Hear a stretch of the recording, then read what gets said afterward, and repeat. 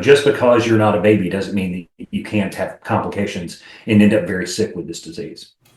New on Way 31 News at 4:30. State leaders warning Alabamians about the dangers of measles.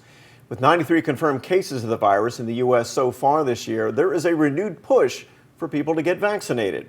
Way 31 reporter Paige Meyer joins us now live. And Paige, none of those confirmed cases have been in Alabama. So why the sudden push here in the state? Jim, that's correct. While there aren't any confirmed cases of measles here in the state of Alabama, Wes Stubblefield with the Alabama Department of Public Health says that could change in an instant with how contagious this disease really is. Now, they say anyone who is not vaccinated could contract measles and therefore spread it. And Jim, if you contract measles, that could lead to lifelong complications and in the worst case, even death.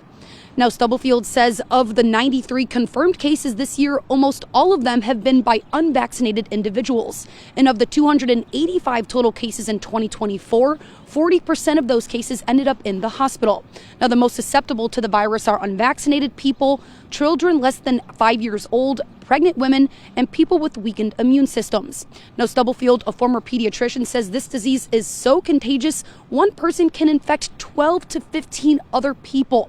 He says almost everyone should be vaccinated, so the most vulnerable do not get infected.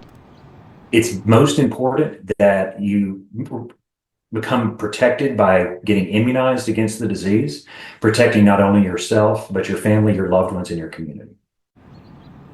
Now, Stubblefield says it can take 1 to 2 weeks for measles symptoms to develop. While the signature sign of measles is a red rash, he says signs could also be a high fever, a cough, runny nose, and red eyes. Stubblefield says if you think you or someone you know has measles, call your healthcare provider to see how to proceed.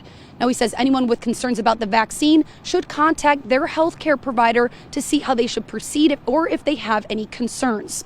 Now, coming up on Way 31 News at 6, you'll hear from people in the community about how they feel about this measles vaccination. But for now, reporting live in Huntsville with coverage you can count on. Paige Meyer, Way 31 News.